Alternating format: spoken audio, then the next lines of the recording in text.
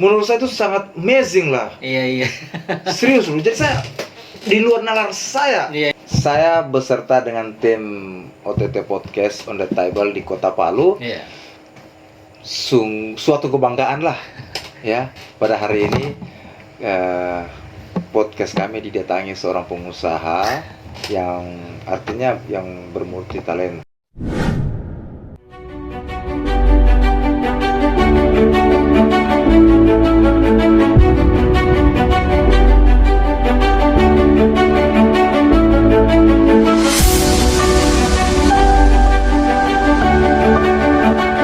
Assalamualaikum warahmatullahi wabarakatuh dan selamat malam. Jumpa lagi di OTT Podcast on the Table, Get Your Solution. Asik. Oke. Kita langsung saja Mas Bro. Siap. Oke. Boleh sedikit banyaknya dikenalkan diri dulu. Oke, baik. Selamat malam teman-teman. Yap. Subscriber OTT on the Table Podcast, Get Your Solution. Siap. Oke. Saya dengan Ardi. Kalau nama lengkap saya sih Yanuardi, Bang. Ya.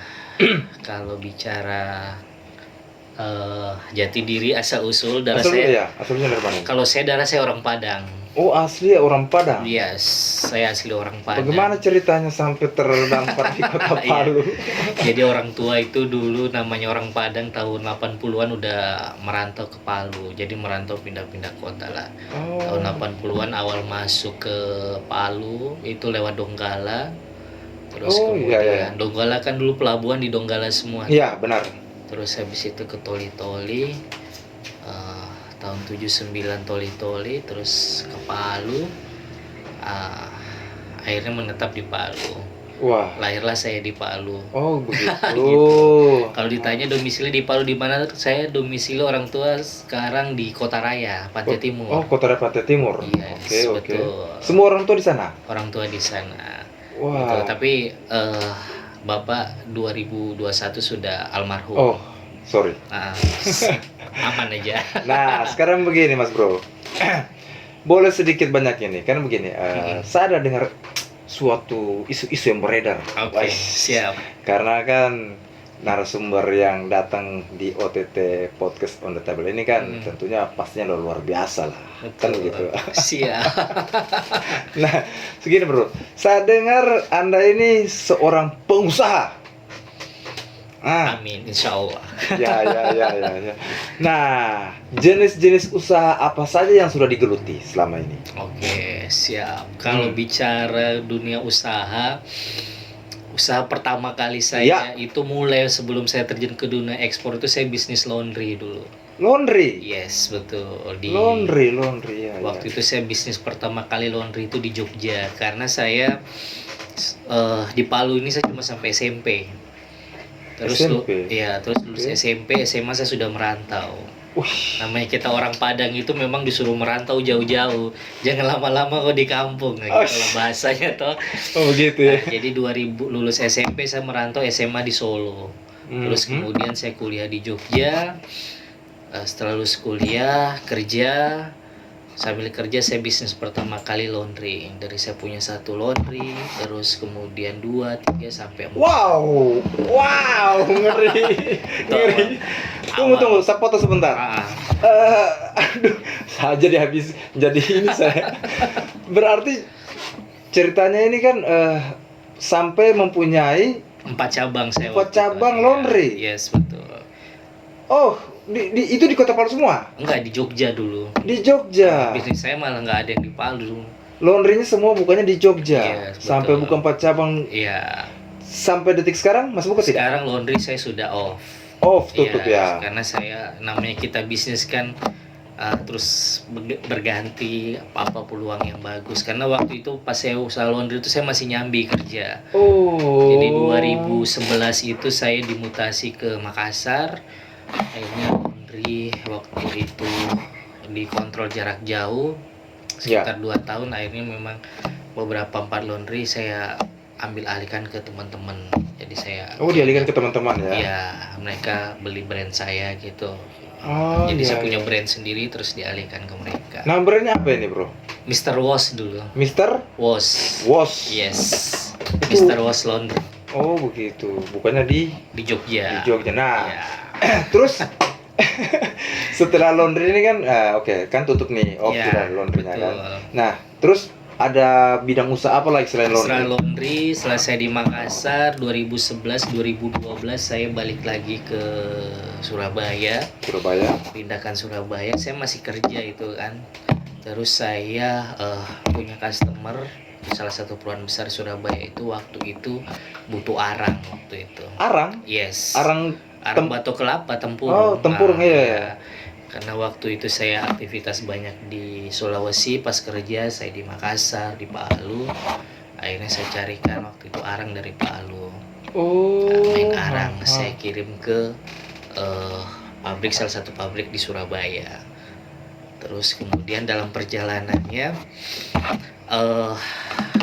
teman-teman ini jadi briket itu lagi tumbuh berkembang pada waktu itu, pelan-pelan mulai tumbuh berkembang briket itu.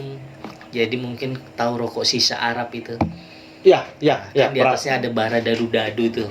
Oh, Kan di atasnya ada bara kecil, kotak-kotak dadu-dadu. oke, Nah, oke. Itu 2012 itu banyak teman-teman memproduksi itu untuk ekspor ke luar negeri. Oh, Kan, begitu ya. karena sebagai bahan bakar kalau orang Arab kan ngesisa kan rokok buah gitu kan. Ada briket namanya. Jadi bahan baku itu dari arang.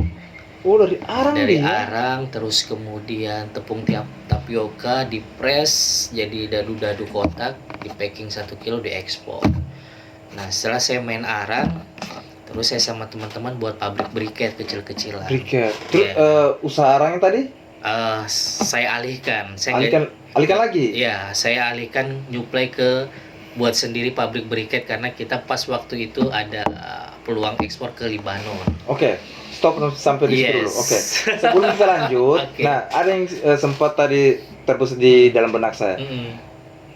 mengenai arang, Ya. ya kan? Kan ambilnya dari Palu nih, Iya. ya kan? Ah. Cabangnya di Makassar. Iya. Nah, terus itu muatnya dari Palu ini ke sana apa ke muat darat, Pakai laut? kontainer kita. Pakai kontainer. Iya, kontainer waktu itu satu kontainer isi sekitar 11 sampai 12 ton lah untuk 20 feet. Dari Palu. Dari Palu. Setiap pengiriman. Per pengiriman satu kontainer, satu Aduh, kontainer. luar biasa guys, luar biasa. Ngeri. Aduh. Iya. Itu berapa tahun digeluti usaha Itu itu? saya setahun. Setahun. Iya, terus saya kan kemudian pengembangan ternyata ada permintaan briket untuk ke ekspor ke Libanon.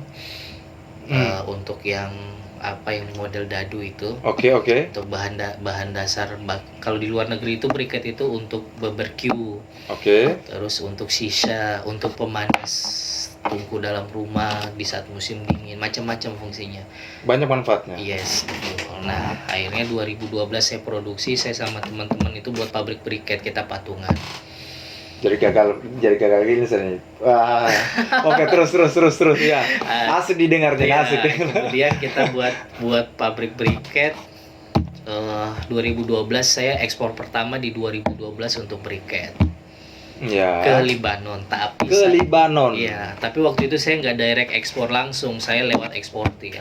Oke. Kita nyuplai ke eksportir. Iya. Nah, baru dia order ke kita sekitar satu kontainer 40 feet isi 25 ton. Jadi kita waktu itu mulai memproduksi per bulan itu untuk satu kontainer 25 ton. Tapi kita nyuplai ke eksportir. Aduh.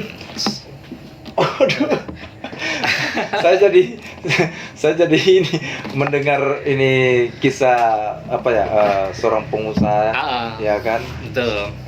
Jadi kan terus suka dukanya menjalani usaha ini. Wah, kalau Bagaimana perasaannya? kalau kita mau ini kita lanjut Ini kita lanjut dulu ya. Ya. Oke. Karena perjalanan dari 2010, 2011, 2012, 2014 Kita flashback dulu. Sampai ini ke depan gini pelan-pelan kan harus tahu dulu. Nah, itu maksudnya saya. Supaya kan teman-teman OTT podcast di Kota Palu terkhususnya supaya teman-teman di sana pada tahu. Betul. Ya kan bagaimana suka dukanya, karena kan ada Anda ini kan banyak bergelut di beberapa bidang usaha, Iya, kan begitu. betul, Jadi betul. setiap jenis usaha itu kan pasti ada suka dukanya, Iya, kan betul, begitu. betul. Nah, jadi wajar dan bagus untuk teman-teman OTT Podcast Iya, untuk betul, mendengarkan, betul. ya kan? Kalau kita bicara suka duka yang dari 2010, 11, 12 Oke, dulu nih ya. oke. Kalau bicara sukanya yang pasti dapat keuntungan, namanya bisnis kan. Oke. Nah, apalagi posisi waktu itu saya masih nyambi kerja. Iya. Nah, tambah lagi kita bisa ekspor pertama kali walaupun kita lewat eksportir. Eksportir, oke. Dalam perjalanannya ya kalau bicara duka pada waktu itu sih karena memang kompetitornya masih sedikit ya. Ya. Jadi dukanya sih kecil sih. Dukanya paling Masa? harus membagi waktu. Oh, cuma itu saja Karena kan posisi dukanya? karena posisi kan saya sambil masih kerja. Oke. Dukanya di situ. Oke, terus Waktunya. waktunya. Ya. Oke. Terus kalau kita lanjut dalam perjalanan menuju 2014.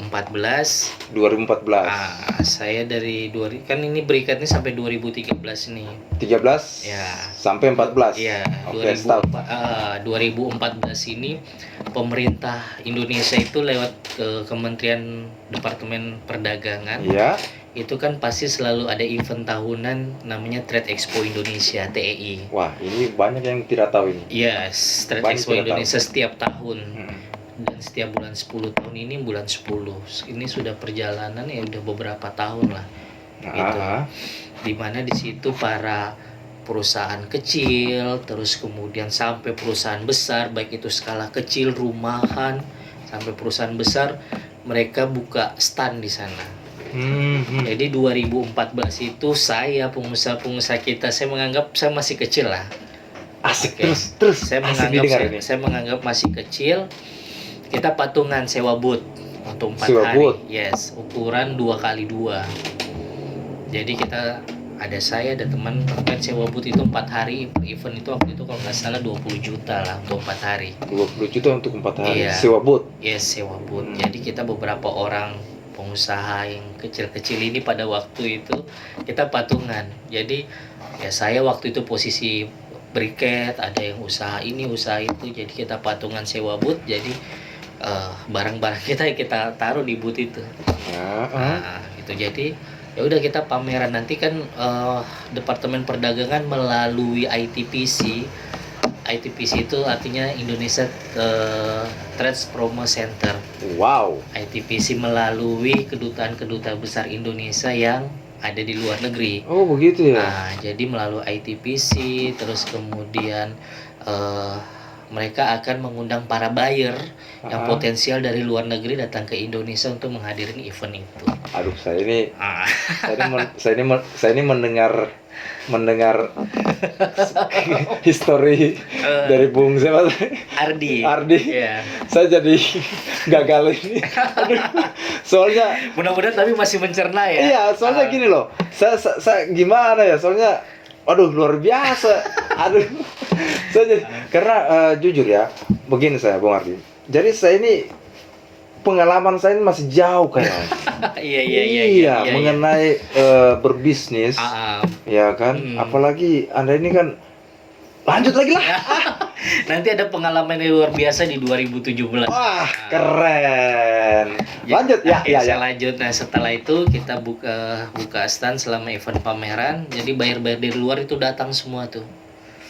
Jadi saya modal saya display produk saya, terus kemudian kita modal brosur, udah kita keliling tuh. Kita mau brosur ke beberapa buyer. Akhirnya nyangkut salah satu buyer dari Vietnam. Dari Vietnam. Saya ya pada waktu itu saya nyangkut buyer dari Vietnam, tapi dia waktu itu nggak cari briket. Tapi bahasanya bagaimana? Bahasa Inggris pasti. Bahasa Inggris. Nggak mungkin tuh saya pakai bahasa kayak gitu. Betul juga. Bingung juga dia nanti kalau saya pakai bahasa Palu. Bapak kau di sini dari Vietnam jauh-jauh kan nggak mungkin. Gimana tuh ya cat pelat petok. Oke, lanjut. Nah, terus habis itu ternyata dia ada kebutuhan jahe gajah waktu itu. Bagaimana? Jahe gajah. Jahe gajah. Ya, kan jahe itu ada 3, ada jahe merah, terus jahe gajah Ya. itu agak-agak besar tapi yang putih. Mm-mm. Nah, sama jemprit. Jadi pas waktu itu dia ada permintaan kebutuhan jahe gajah per bulan, waktu itu sekitar 100 ton lah. 100 ton. Yes, Wow. awal pertama kali. Setelah event dia balik ke Vietnam sekitar 2 minggu, dia kontak saya. Saya mau visit ke Indonesia. Ya. Saya ada kebutuhan jahe gajah nih. Kita komunikasi, negosiasi masalah harga, masalah teknik pembayaran dan lain-lain gitu kan. Nah, akhirnya dia turun. Ini kita cerita histori dulu sebelum kita cerita yang lain gimana sih eksportir, apa sih yang harus disiapkan. Kita cerita histori dulu ya. Itu karena penting juga itu. Karena pasti kan bagi orang-orang anak-anak muda atau apa kan yang mau menggeluti di Indonesia itu kan pasti harus tahu historinya dulu. Iya, gitu kan. Kan tidak main langsung belum apa sudah berperang terbang apa nanti. Betul itu. Terus akhirnya kita sepakat deal, dia turun ke Indonesia, terus ngasih saya DP waktu itu sekitar 30%. DP 30%. Ya, akhirnya kita kerjakan. Setahun lah saya kerjain proses jahe gajah ini. Oke. Cuman ya kembali lagi, namanya kita waktu itu ekspor pertama kali di dunia rempah, yang saya dulu main briket, saya lari ke rempah. Ya ternyata banyak belajar di situ. Oke. Ya kontainer pertama saya ternyata tidak semulus yang kita harapkan. Oh begitu. Tapi kita belajar, Pengalaman ya. Ternyata ini yang harus diperbaiki. Ya. Jadi untuk produk jahe gajah itu memang ternyata tidak sembarangan juga untuk kita proses. Oke. Sedikit busuk itu karena kita jahe gajah itu kita ekspor pakai kontainer pendingin, jadi nggak boleh ada yang busuk. Oh begitu dia. Iya, jadi makanya kalau ada yang busuk itu akan menyebar ke yang lain. Itu. Ya. Tapi kan kebanyakan baru tahu saya nih. Ya, kebanyakan beberapa petani yang di bawah kita mau tolong yang busuk untuk jangan diikutkan. Tapi kadang ada beberapa petani yang nakal, dia ikutkan, tapi kan kita nggak pantau. Oh iya. Akhirnya kontainer pertama tidak semulus yang kita harapkan. Tetapi ya namanya kita pembisnis, bukan berarti kita kalah. Kita belajar di situ. Pembelajaran pertama. Luar biasa. Di kontainer kedua kita ngerubah sistem. Kita harus sewa gudang, terus kemudian kita beli dalam bentuk apa adanya dari petani dulu, terus kita masukin di gudang, kita sortir di gudang. Kita ini yang sudah layak, ini yang harus dipotong dan lain sebagainya. Nah itu teratasin pelan-pelan, mulai teratasin dalam setahun berjalan sesuai dengan harapan aku. Tuh awal-awal memang benar namanya awal kan. Tapi itu belajar untuk kedepannya. Betul. Seperti itu. Kemudian setelah setahun masuk 2015 saya dapat Project Mente. Apa itu Project Mente? Jambu mente. Jambu mente. Jambu mente. Sorry. Jambu mente itu dalam bentuk yang masih ada bijinya jambu mente. Iya. Gitu. Kalau di sini tuh kan bilangnya kan jambu apa? Jambu monyet. Tapi ya. Ini bijinya jambu mente. Ya. Waktu itu saya ngambil paling banyak di Bau-Bau. Daerah Bau-Bau. Iya, Bau-Bau, terus NTT, NTB, Larantuka. Itu ambil sampai di sana, saya langsung di lapangan. Langsung? Saya langsung di lapangan. Berarti pergi survei sampai sana? Sampai di sana. Wih, luar biasa. Sampai detik ini paling yang belum saya injakin paling Papua. Kuru. Papua. Kalau yang lain Ambon, Maluku, sudah. Terus Sumatera, Padang, Jambi, Pagar Alam, Palembang. Hampir seprovinsi Indonesia. Ya, itu enaknya di situ sih kita kalau bisnis begini. Kita bisa berbisnis sambil jalan-jalan. Aduh. Ternyata narasumber malam hari ini. Aduh, ngeri sedap. Oke, lanjut Mas Bro. Oke, terus dalam perjalanannya setahun sampai kalau kebetulan kita kan ekspor itu kan pembayarannya saya pakai LC waktu itu. Oke. Kalau ditanya LC apa nanti sambil berjalan setelah story ini selesai ya. Ya oke, siap. Setelah 2 tahun kita berjalan, 2017 17 saya kena badai. Oh, maksudnya? Badai apa? Saya kena tipu sama buyer dari India. Wah, kurang aja. Iya. Berapa nilainya? Lumayan besar sekolahnya, sampai 3 miliar. Anjir. Oh, guys. Sebanyak itu. Aduh. Oh. Lumayan besar, 3 miliar saya kena tipu. Bukan besar lagi, besar sekali. Betul, ibarat kata sudah di atas tiba-tiba musibah itu muncul. Tapi kembali lagi, namanya musibah, namanya belajar, berarti ada yang harus saya perbaiki. Tidak dipidanakan, dilaporkan atau gimana? Sudah ada proses ke sana, tapi kan tidak tindak lanjuti. Ya, kan nama hubungannya juga dengan bayar luar dan lain sebagainya, sudah keterlibatan berbagai pihak, tapi akhirnya ya biaya semakin banyak yang harus dikeluarkan, tapi solusinya, penyelesaiannya masih tidak sesuai yang diharapkan. Aduh, kacau. Terus kemudian akhirnya semenjak itu gue kena kerugian itu, saya sempat off ekspor. Selama sampai setelah COVID. Kan COVID 2019. COVID muncul, saya 2018 saya akhirnya ekspor stop, saya nyuplai ke lokal aja dulu. Ke lokal. Iya, betul, ke lokal. 2019 COVID, waktu itu saya stay di Jakarta. Iya. 2019 saya balik ke Palu. Oke. Nah, balik ke Palu, kemudian di Palu saya, namanya kita pembisnis ya, bukan berarti kita kalah ya. Oh, sepakat. Nah, itu pembelajaran. Benar sekali. 2019 saya main kelapa. Kelapa lagi? Kelapa, kalau orang Palu bilang kupas babi ya. Iya, kupas babi. Ya, benar. Betul. Saya main kelapa, saya suplai ke Gorontalo, ke Manado, gitu kan. Nah, untuk kupas babi tunggu. Oke, saya coba cut sebentar.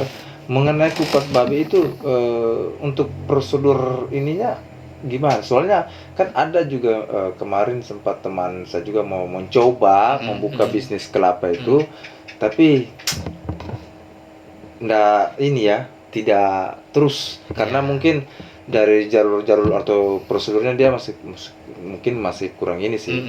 Kalau bisnis kelapa ini susah gampang, dikelihat untung modalnya kecil, untungnya kelihatan, tapi resiko ada. Resiko. Jadi tinggal tergantung kita mau bagaimana. Kalau kita misalnya, kalau pengalaman saya dunia kelapa, kalau kita mau main aman memang, kita ngirim jangan berkirim jaraknya terlalu jauh. Oh, begitu. Misalnya kita ngirim ke Surabaya, barang ada di dalam kontainer gitu kan. Itu pasti ada kemungkinan resiko rusak ada. Oh, oke. Karena suhu kontainer yang panas dan sebagainya. Tapi emang selama saya berbisnis memang yang enak saya ngirim ke Gorontalo atau Manado. Oh, begitu. Karena waktu itu saya buka gudang di wilayah Pantai Timur, kemudian saya kirim ke Gorontalo, ke Manado yang jaraknya nggak terlalu jauh. Paling cuma 9 jam 10 jam sampai sana, juga posisi barang masih fresh, tinggal bongkar bisa habis. Kita sudah bisa memperkirakan untungnya, satu truk saya pasti untung sekian. Oh, begitu. Kalau per minggu saya bisa ngirim 3 truk misalnya atau 4 truk, saya punya untung sekian gitu.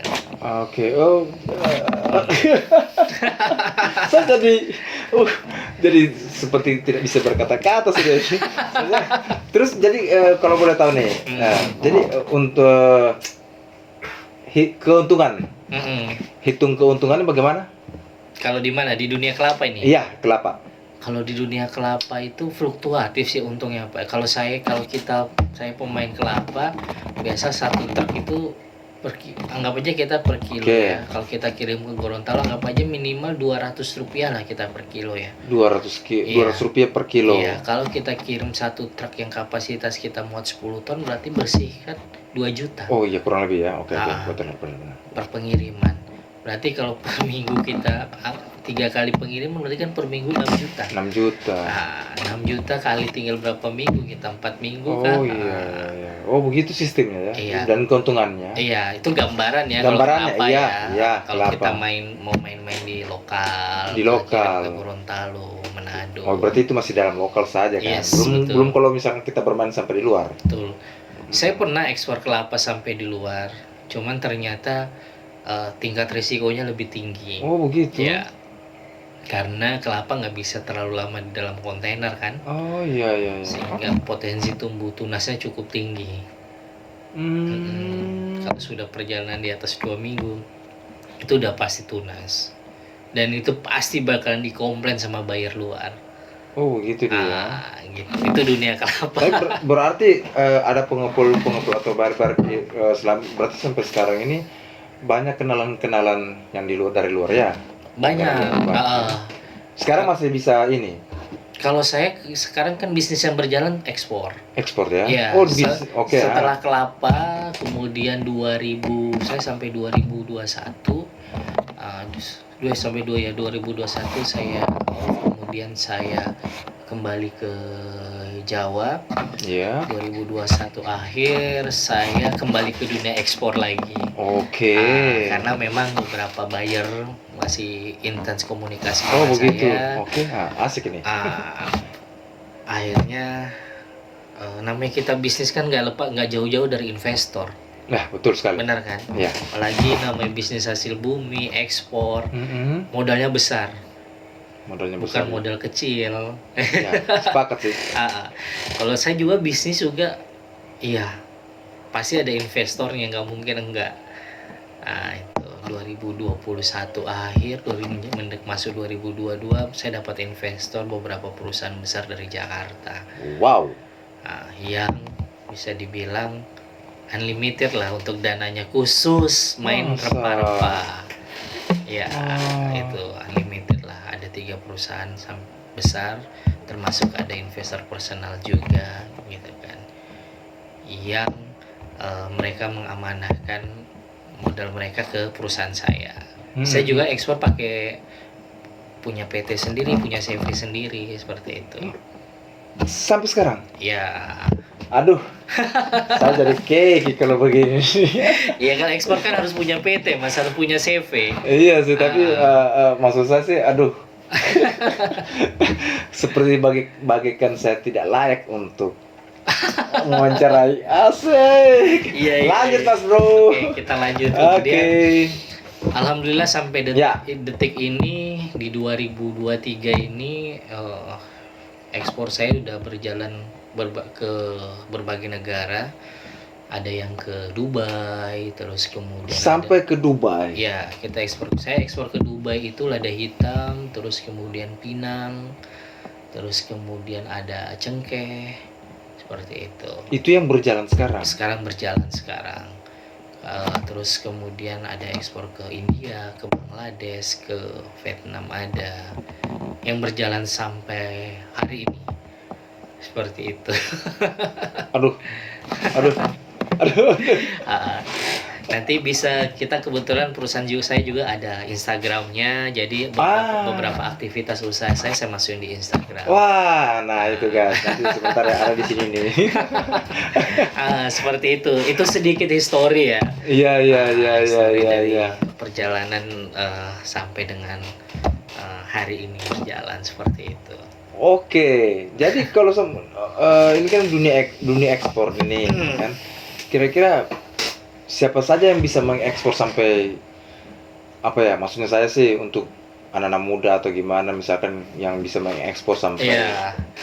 Sebenarnya kalau kita bicara dunia ekspor, siapa aja yang mau jadi eksportir, semua bisa jadi ekspor. Bisa, iya. Tidak hanya muda, tua pun bisa jadi ekspor. Yang paling penting adalah satu niat kemauan dulu. Niat kemauan, benar. Itu paling penting dulu. Kemudian yang kedua relasi. Ya, ini penting ini. Ya. Ini guys penting. Betul. Penting, paling penting relasi dulu. Kata orang banyak anak banyak rezeki. Kalau sekarang tidak, banyak relasi banyak rezeki. Banyak relasi. Iya benar, itu sudah pasti. Oke. Kan dulu banyak anak Zaman orang tua kita dulu, anak harus sekian biar rezeki banyak. Kalau zaman sekarang, kadang kalau kita tidak kuat banyak anak, pusing juga mau nyenggolkan anak banyak, tapi Ya. kalau relasi tidak ada, kan Betul begitu. juga sih. Sekarang relasi yang harus dibanyak, karena bisa jadi lewat teman-teman yang lain atau relasi yang lain ada rezeki kita di sana. Ya benar sekali bro. Itu yang harus dipikirkan. Kalau saya berprinsip begitu. Ya betul. Makanya saya membuka relasi sebanyak-banyaknya. Oh gitu ya. Iya. Ya ke si A, si B, bisa jadi nanti investor saya mungkin temannya si B misalnya. Yang masih 5 langkah lagi ke sana, kan kita tidak tahu. Wah, kalau betul kebetulan ini ya, sebentar selesai ini langsung cari nomor kontak nih. Penting ini. Iya. Seperti itu. Oke Mas Bro, jadi saya mau tanya nih, apa saja yang harus kita siapkan untuk para calon eksportir kira-kira? Oke, saya lanjut ya. Jadi selain mental, Ya, itu paling penting mental, relasi, terus yang kemudian kedua menurunkan ego. Paling sepakat. penting itu. Ya. Kenapa saya bilang begitu? Waktu saya pertama kali benar-benar mulai merasakan eksportir 2014. 2014. Waktu saya mulai ekspor jahe itu pertama kali. Ya. Itu ego saya tinggi. Ego saya naik. Oh, iya. Kenapa saya bilang seperti itu? Karena permintaan, saya punya buyer. Oke. Gitu kan. Ada buyer kebutuhan 100 ton, tetapi karena ego tinggi, buyer kan cuma bayar 30% dari nilai kontrak. Otomatis 70% kan saya harus cari dana. Oh, begitu dia ya. Otomatis saya harus cari investor kan. Iya. Sedangkan namanya kita bisnis awal juga kan modal ya kecil, nggak besar kemana-mana gitu kan. Nah, kadang untuk kita mencari investor itu kan investor yang punya uang, kadang administrasinya, dokumentasinya, kontrak maunya ditujukan ke perusahaan investor. Seperti itu. Seperti itu ya. Tapi karena saya ego tinggi, nggak mau, ini bayar saya nih, saya nggak mau. Kalau kamu nggak mau ya sudah, nggak apa-apa, saya masih ada investor lain. Oh begitu dia. Itu contoh ya. Ya contoh egos nih. Ya. Oke. Akhirnya kadang yang terjadi adalah apa? Karena kita ego tinggi, jadi gini. Dalam dunia ekspor itu kan kita bicara dunia ekspor sistem pembayaran ya. Ya. Jadi dalam dunia ekspor itu pembayarannya macam-macam. Oke. Satu ada transfer, pasti ada DP, advance, terus kemudian pelunasan setelah close kontainer, tutup kontainer. Atau yang paling aman LC namanya, paling aman. Itu apa itu LC itu? LC itu letter of credit. Letter of credit itu pernah dengar SKBDN? Belum. Saya masih awam. Jadi transaksi skala besar kalau di Indonesia namanya SKBDN. Kalau di luar negeri itu namanya LC. Simpelnya adalah cek atau giro lah. Simpelnya ya. Giro. Ya. Simpelnya itu kalau bahasa lokal lah yang transaksi. Cuman ini karena lintas negara transaksi besar itu kita pakai LC. Pakai begitu ya. Jadi mereka bayar LC itu sudah bank to bank, jadi banknya luar nerbitin LC ditujukan ke bank saya, penerimanya perusahaan saya, jaminan sudah bank to bank. Begitu ya. Gitu kan. Nah, nanti berarti kita menyediakan barang sudah ada garansi pembayarannya nih. Ya. Cuman pembayaran itu akan cair kalau dokumen ekspor semua sudah muncul semua, kita kasih ke bank kita, dikoreksi, baru itu bisa cair.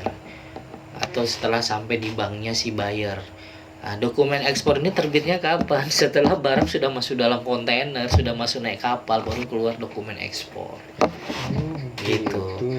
Nah, untuk awal kan kita butuh modal kerja. Iya. Modal kerjanya dari mana? Kalau kita nggak punya kekuatan finansial, otomatis kan cari investor. Sepakat. Investor ya banyak, tapi ya nggak apa-apa kalau misalnya kamu mau saya biayain, tapi LC-nya ditujukan ke perusahaan saya. Maunya begitu ya. Investor begitu, tapi karena kita ego tinggi, nggak mau, ini proyek saya, dan ya udah terserah kamu gitu kan. Akhirnya karena ego tinggi, malah loss, nggak dapat apa-apa, Tidak dapat nggak apa-apa. jadi kirim, nggak jadi dapat investor, akhirnya Astaga. nama baik jelek. Oh, Itu begitu. waktu saya awal-awal, berarti buat eksportir yang baru, ego diturunin dulu. Kalau memang belum ada modal, ego diturunin dulu. Iya.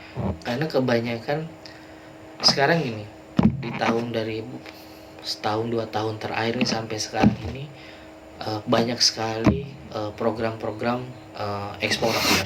Iya. Baik itu banyak sekali grup-grup instansi yang membuat kayak perkumpulan eksportir dan Iya. lain sebagainya, yang mengajak anak-anak muda ayo jadi eksportir gitu, seluruh Indonesia. Seluruh Indonesia. Iya, banyak di Instagram, di Telegram, semua banyak program-program itu dan tumbuh berkembang gitu. Tetapi banyak yang tidak paham di dunia ekspor. Nah, itu ya. Karena memang belum paham, sekedar pengen tahu, oh ternyata untung sekian, tapi informasi yang didapat nggak 100%. Ya. Sehingga pemahamannya tidak sampai gitu loh. Sehingga akhirnya muncul ego yang tinggi itu. Oh iya, betul betul. Karena beberapa plafon grup-grup WhatsApp atau Instagram, Telegram, beberapa yang buat grup, mereka mengajarkan bahwasanya jadi eksportir mudah kok, tanpa modal bisa kok jadi eksportir. Nah, itu yang ditanamkan di otak-otak teman-teman eksportir pemula ini gitu. Oh. Gitu. Akhirnya nggak ketemu gitu loh. Itu penting tuh guys, penting ya. Nah, buat kalian yang mau ingin jadi eksportir, ya penting ini didengarkan ini. Iya. Jadi yang paling penting satu, egonya diturunin dulu. Kalau memang nggak ada modal buat teman-teman nih, Ya. nggak ada modal, gandenglah sama yang punya modal dulu. Betul. Gitu. Karena eksportir itu nggak kecil. Contoh, satu kontainer itu modalnya besar. Saya satu kontainer ekspor lada hitam itu modalnya sekitar 1,4 miliar. Lada hitam. Lada hitam. Modalnya 1,4 Iya. miliar, guys. Miliar ya. Kontainer itu. Jadi bayangin, saya ekspor per bulan itu sekitar 100 ton per bulan. 100 ton Per bulan per bulan untuk lada hitam. untuk lada hitam. Iya. Jadi bayangin nominal berapa Aduh. ya? Aduh. Kok sedikit sekali? Oh. Sedikit sekali ya, sedikit. Kalau kita nggak punya investor, nggak punya finansial kuat, gimana kita mau ekspor barang? Gitu loh. Sedangkan permintaan cukup besar.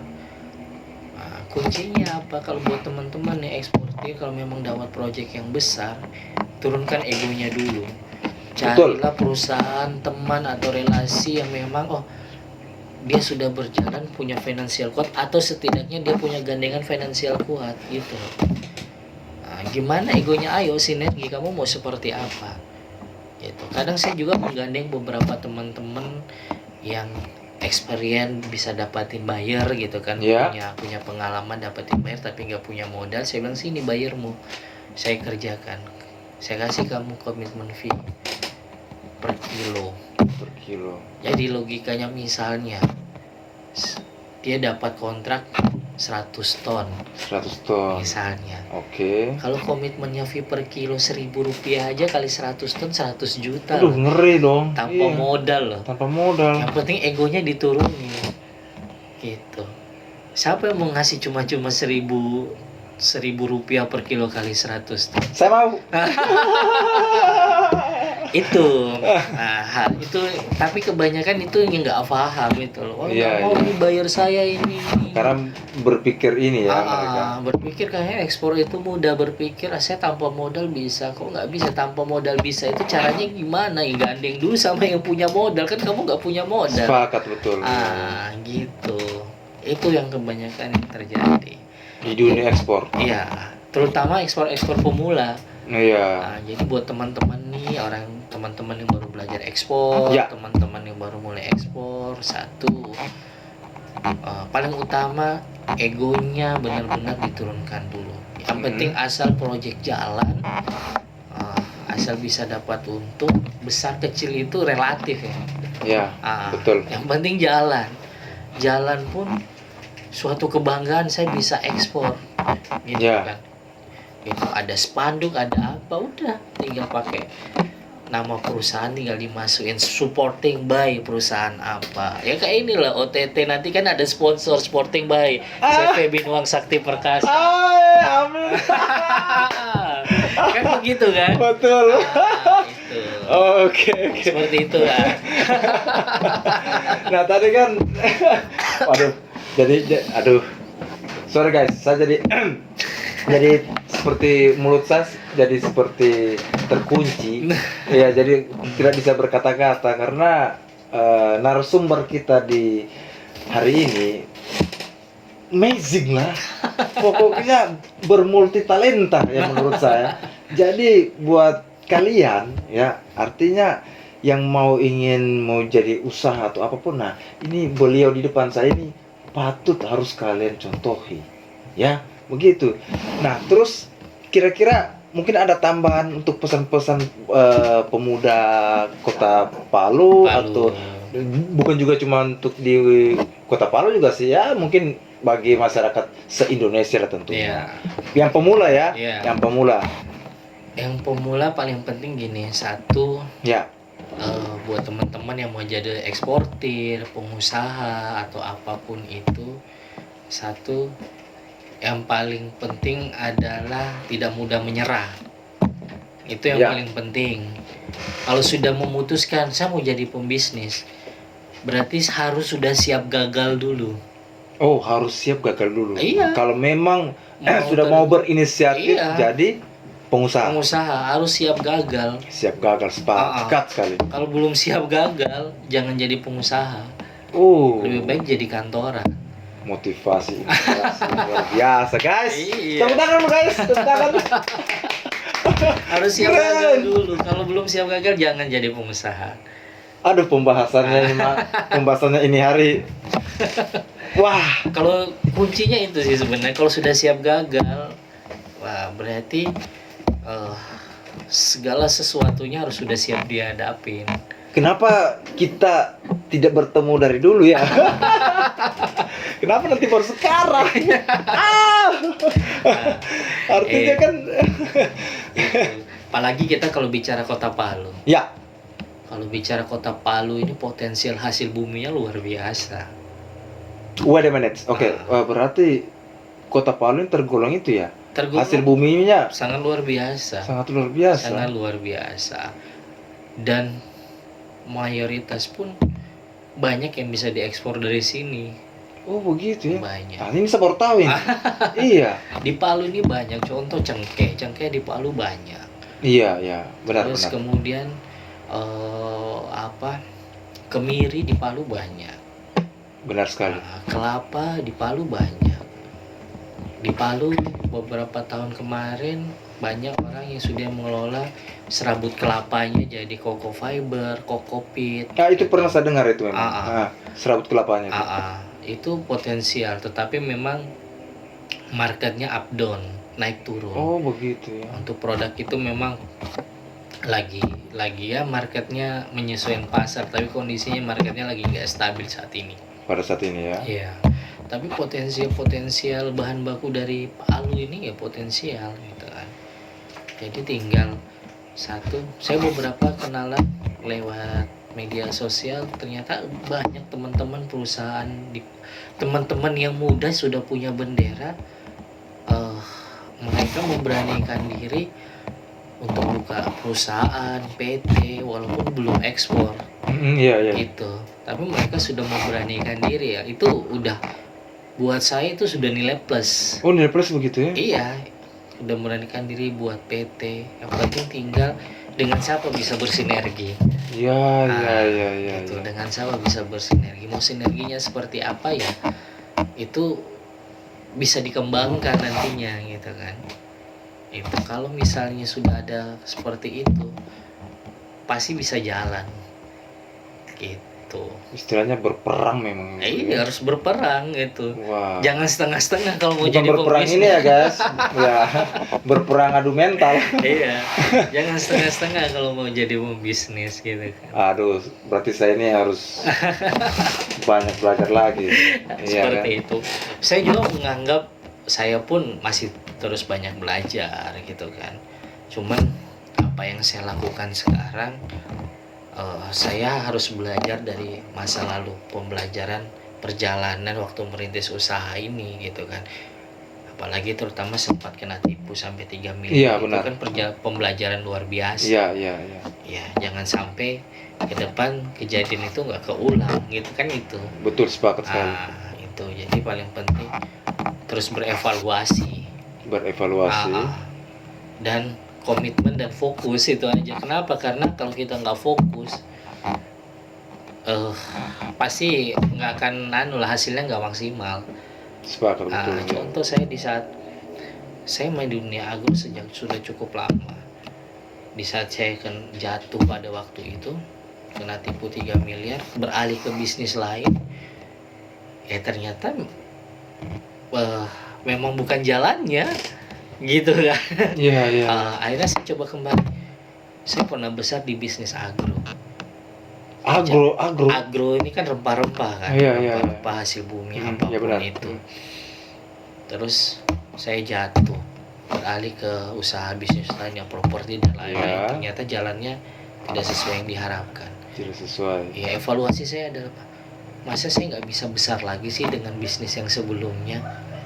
Ya, saya harus memulai lagi, tapi dengan cara yang lebih baik, dengan sistem yang lebih baik. Kan begitu. Terpukul saya penjiwa. Jadi kalau kita jadi pengusaha, kita pernah sukses di usaha sebelumnya, ya jangan ditinggalin, kalau bisa dihidupin lagi, tapi tinggal kita perbaiki. Ya ibarat kita punya motor tua nih. Iya. Dulu kita pakai nyaman, kuliah, cari cewek dan lain sebagainya misalnya tuh. Iya. Tapi motor ini sudah rusak nih, saya nggak mau pakai lagi.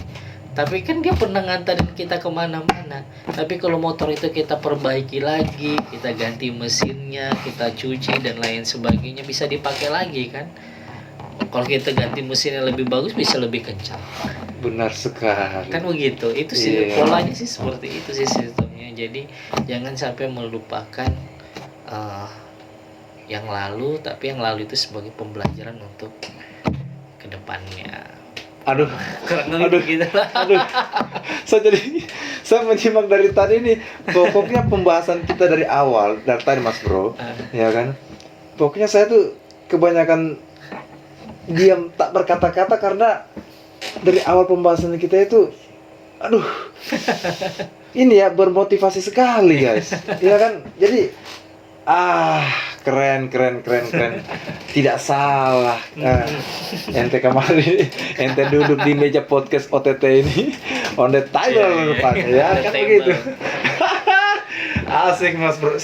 Bung Ardi, jadi kan kita sudah panjang lebar. Atau siapa tahu ada yang masih mau ditambah? Nah coba, pikir-pikir. Soalnya asik ini.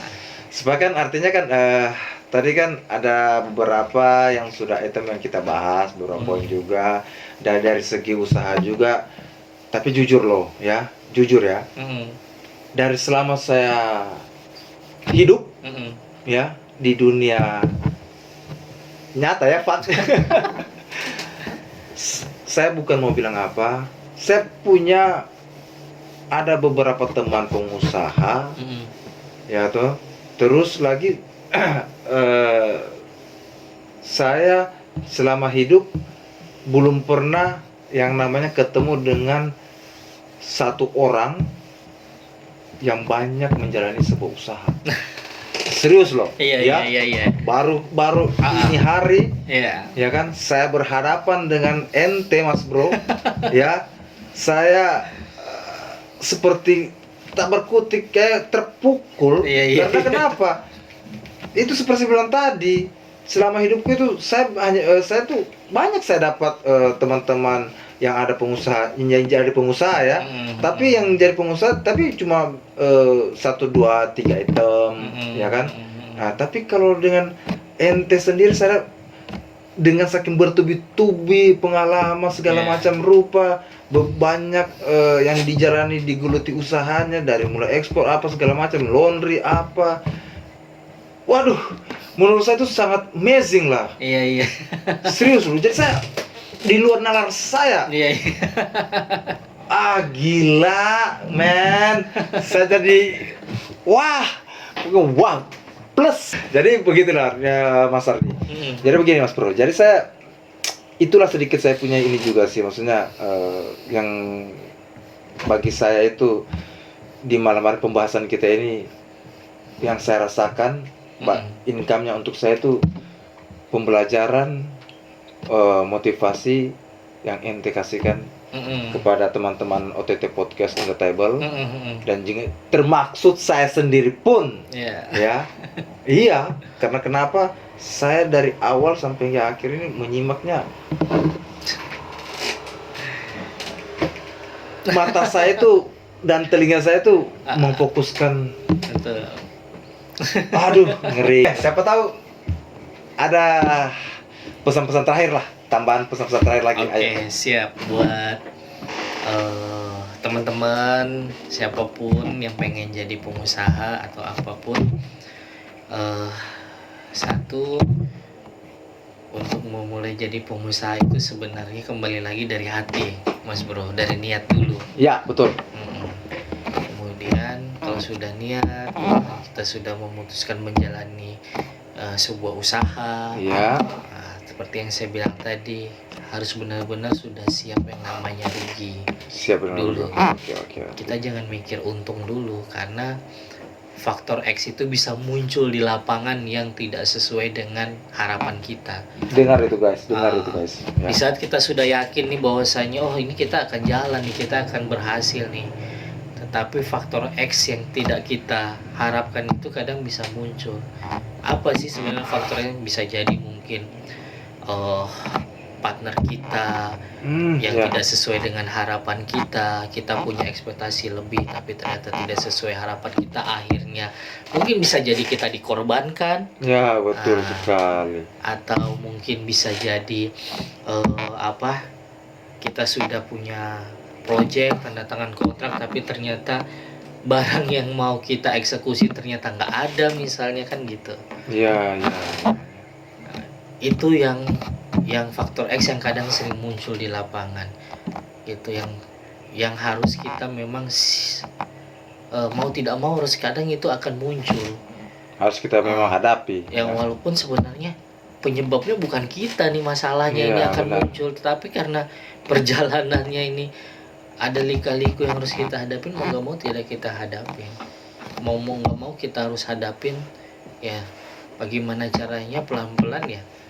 Penting masalah itu bisa terselesaikan. Sepakat luar biasa. Gitu, kalau penting satu niat dulu, fokus. Yang tadi saya bilang paling penting menurunkan ego. Dan satu lagi kuncinya, perbanyaklah relasi. Oke, dengar itu guys. Bentar dong. Itu sih, Mas Bro. Jadi pesan saya juga terakhir ya untuk Bung Ardi ya. Saya beserta dengan tim OTT Podcast on the Table di Kota Palu. Suatu kebanggaan lah ya, pada hari ini podcast kami didatangi seorang pengusaha yang artinya yang bermulti talenta, ya kan? Amin. Karena suatu inspirasi atau motivasi yang sangat luar biasa saya dapat ini malam juga untuk teman-teman OTT Podcast juga ya, karena ini sangat penting bagi kita semua yang ingin mau buka usaha ya. Iya, betul. Terus saya juga berarti banyak pembelajaran juga saya ini untuk mau menggeluti suatu usaha nanti. Karena jujur saja sedikitnya saya coba sedikit curhat. Iya, boleh. Ada yang salah.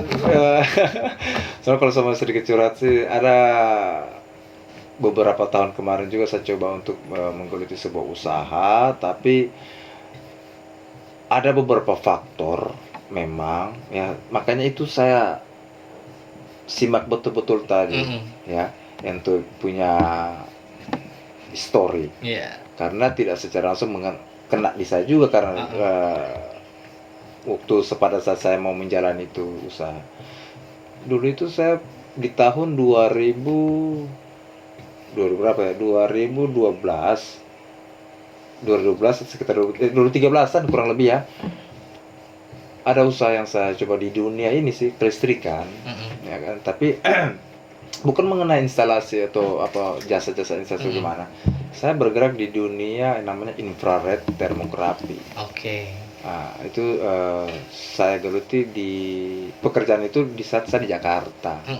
Nah, saya mengikuti pengalaman pekerjaan saya di sana kan. Pada saat saya sudah selesai, saya coba untuk geluti itu usaha itu di Kota Palu. Nah kan, sampai saat tiba di Palu saya membara nih. Saya membara. Menggebu-gebu. Ya kan? Saya telusuri sekota Palu yang dimana yang ada bangunannya yang gede-gede, yang besar-besar. Karena kelistrikan yang jasa itu saya butuhkan memang di gedung-gedung mall, apartemen, hotel segala macam kan. Karena di situ memang poin-poin pentingnya. Tapi dan saya mendapatkan perjalanan saya itu apa ya, artinya yang saya alami tidak sesuai ekspektasi. Ya, tidak sesuai ekspektasi. Dan juga saya terbengkalai dengan yang namanya, ya maaf saja mungkin, makanya pengalaman saya masih minim sekali. Saya terbengkalai kemarin di RAB-nya. Karena di RAB Jakarta dengan RAB Palu kan beda tuh. Ya, betul. Nah, jadi di situ saya kalahnya. Untuk menghitung RAB di Kota Palu saya masih blank. Saya butuh teman-teman lalu itu. Cuma teman-teman juga saya mau instruksikan mengenai RAB di Kota Palu, mengenai apa namanya, jasa usaha saya yang saya mau kerjakan. Coba teman-teman kurang paham juga. Iya, betul. Nah, di situ sampai detik sekarang terbengkalai itu usaha. Nah, kalau untuk teman-teman bagian teknisi termografi dari saya maupun dengan rekan saya yang di Sukabumi, ready, mau siap mau bantu saya di Palu sebenarnya. Kalau sudah jadi itu sebenarnya. Nah, makanya saya kena di saya juga, aduh, istilahnya seperti begitulah. Karena dalam bisnis itu RAB paling penting, Mas Bro. Nah, itu maksud saya. Jangan sampai RAB yang kita buat itu meleset dari perencanaan kita, gitu. Oh gitu. Iya, RAB itu penting. Kalau memang nanti dalam membuat RAB itu sekecil apapun harus dimasukin nilainya. Baru kita akan bisa muncul. Oh, HPP untuk barang saya, modal saya sekian, HPP-nya modal utama ya. Tinggal kita pengen untung berapa sih dari bisnis, misalnya yang Mas Bro tekunin. Nah gitu. Yang paling penting adalah HPP dulu yang kita cari. Gitu ya. Baru nanti masuk nggak dengan pasar di Palu gitu. Apakah ternyata bahan baku produksinya atau apapun yang dibutuhkan harus dari Jawa, ya harus dimasukin. Oh begitu ya. Dalam buat RAB ya. Jadi hal sekecil apapun, 50 rupiah pun ya RAB harus dimasukin. Baru paham saya. Ya. Jadi nggak bisa, garis besar nggak bisa. Di RAB itu juga harus dimasukin overhead, OPEX. OPEX itu apa? Ya, kita beli kertas, kita ngeprint kertas itu kan masuk biaya. Masuk namanya di OPEX. Jadi biaya-biaya hal itu ya kita masukin 5% kah dari nilai project, 10% kan tergantung kita. Kita ngeprint kertas masa nggak dianggarin tuh biaya? Iya enggak? Iya sih ya. Kita kesana kesini naik bensin, beli bensin, naik motor operasional, masa nggak dimasukin di dalam RAB? Itu harus dimasukin, baru kita bisa tahu sekian. Kita makan kesana kesini, masa nggak dimasukin dalam RAB? Kan project. Iya. Masukin di OPEX, di overhead. Kalau saya hasil bumi RAB biasa ya, biaya susut misalnya. Ya. Biaya quality control. Oke. Harus dimasukin. Oh begitu. Mas juga bisa, Mas Bro punya proyek infrared tuh, biaya pengawas dan lain sebagainya, Iya, ya dimasukin gitu. Saya cuma bingung kan kemarin itu karena itu sih apa namanya? Ya yang mengenai pengadaan bahan-bahannya. Ya, Itu saja. sebelum proyek itu dijalanin, kita harus dulu, observasi dulu. Proses ya benar sekali ya. Bahan-bahannya, oh ini beli sekian, ini pemakaiannya begini. Nah baru kita bisa menentukan RAB. Lebih baik lebih sedikit daripada kurang. Iya sih betul. Kalau kurang Betul. kita yang bingung. Nah, baru nanti kita bisa menentukan berapa sih harga yang mau kita tawarkan ke customer. Nah, itu Mas gitu. Bro. Nah sebelum kita mau akhirin ya, Iya. sebelum kita mau mengakhiri, Siap. ini kan sama si Aom nih, Oke. ya kan. Nah, saya cuma untuk sedikit sharing, ya itu tadi mengenai RAB itu, ya kan. Kalau misalkan nih kita mau memberikan RAB-nya kita ke bagian konsumen, Ya. ya kan. Nah untuk titik ininya, ini ya sorry saja, maksudnya saya ini belum sama sekali paham, Iya. ya kan. RAB-nya ini bisa diterima tidaknya tuh gimana? Jadi gini, kalau kita ke konsumen itu kan kita menentukan RAB ini sebenarnya kan untuk awal menentukan harga Iya, penawaran benar. kita. Nah, Setelah kita tahu nih raw materialnya, Oke, untuk iya. misalnya bisnis kita Iya. infrared, Iya. oh butuh tanggal lah, Iya. butuh inilah dan Iya. lain sebagainya, itu dimasukin di dalam RAB, itu kan sudah muncul tuh modalnya. Oke. Modal itu berarti kita belum dapat keuntungan, Mas Bro. Benar. Nah, baru kita bisa menentukan dari modal ini, misalnya modal 100 juta dari Iya. hitungannya. Saya mau ngambil keuntungan berapa persen sih? Mau 5% kah dari HPP, 10% dari modal kerja. Itu tergantung Mas Bro yang menilai. Oh, saya mau keuntungan 50%, ya udah 100 juta kali 50%, berarti penawaran misalnya 150 juta atau berapa, terserah. Nanti kalau dia memang namanya penawaran itu kan masih negosiasi. Iya, benar. Oh, ketinggian nih ya. Penawaran dari kita sebagai pedagang kita sudah mengajukan harga. Kalau memang ketinggian ya pembeli silakan menawar, mau nawar berapa. Oh, begitu ya. Berapa bottomnya, coba turun ngambil tengahnya lagi dari penawaran awal. Oh masih ketinggian, turun sedikit 35% misalnya. Kalau misalnya ketinggian ya udah, ibu mau bapak mau berapa harganya.